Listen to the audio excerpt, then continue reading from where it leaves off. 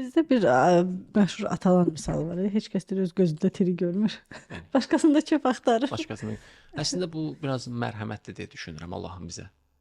Çünki biz özümüzə o qədər yaxınıq ki, özümüzü görmürük.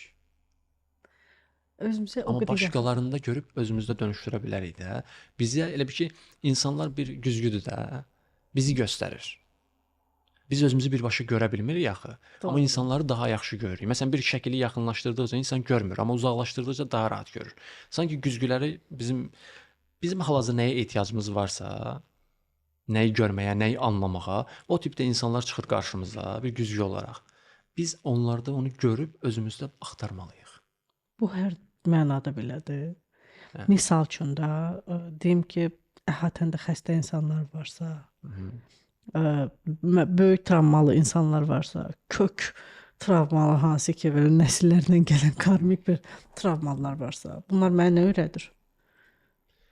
Nə hiss elətdirir sizə o şeyə baxanda o önəmlidir. Həmən şeyə belə bir insanla qarşılaşmışam, məsələn, belə bir problem var. Bu mənə nə hiss elətdirir, ona da baxmaq lazımdır. Aha.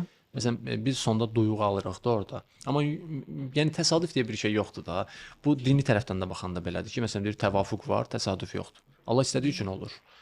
Bizim qarşımıza çıxır. Biz orada anlamalıyıq. Məsəl üçün bir xəstə görürəmsə, orada mənim bir inancımı, bir duyğumu mənə xatırladacaq bir şey var. Çünki hadisələrin sonunda biz bir duyğu alırıq. Məsələn, bir insan bir davranış sərgiləyir, orada 3 nəfərdilər. Biri başqa hiss edir, biri başqa hiss edir. Deməli o hisslərimiz bizim özümüzlə əlaqəlidir. Məsəl üçün mənim dəyərsizlik hissim var, bilinçaltımda dəyərsizə inanıram, dəyərsiz olduğuma və bundan doğan neqativ hisslər var məndə və hadisələrin sonunda mən o duyğunu alıram oradan.